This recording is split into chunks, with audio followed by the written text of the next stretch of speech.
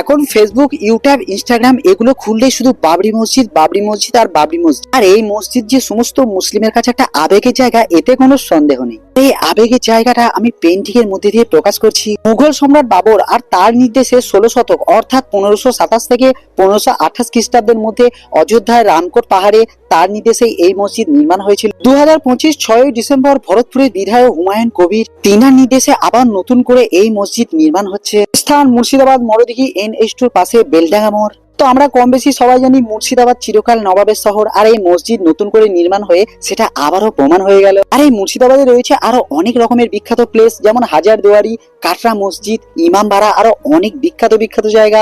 অনেক বিখ্যাত বিখ্যাত জায়গা আছে যেগুলো আমি নাম বলতে পারলাম না, তাই স্ক্রিনে তোমাদের সামনে তুলে ধরলাম। টোটালি মসজিদ তৈরি করতে লাগবে 300 কোটি টাকা, কিন্তু ইনশাল্লাহ 3 দিনে উঠে গেছে 501 কোটি টাকা। এই মসজিদ তৈরিতে মুসলিমের আবেগ ছাড়াও অনেক হিন্দু মানুষের আবেগও এখানে জড়িয়ে আছে। এক হিন্দু মহিলা পায়ে হেঁটে এসে দান বাক্সে টাকা দান করেছে, আরো এক হিন্দু মহিলা অনেক টাকা রডও দান করেছে। শুধুমাত্র এখানে থেমেও থাকেনি, আরো এক হিন্দু ছেলে বাপন দেবনাথ 5000 টাকা ক্যাশ দান করেছে। এখানে এক ব্রাহ্মণ ঘরে মেয়েকেও আটকে রাখা যায় না, তিনিও কিন্তু ইট দান করেছেন। তার সাথে ছোট ছোট বাচ্চারাও থেমে থাকেনি।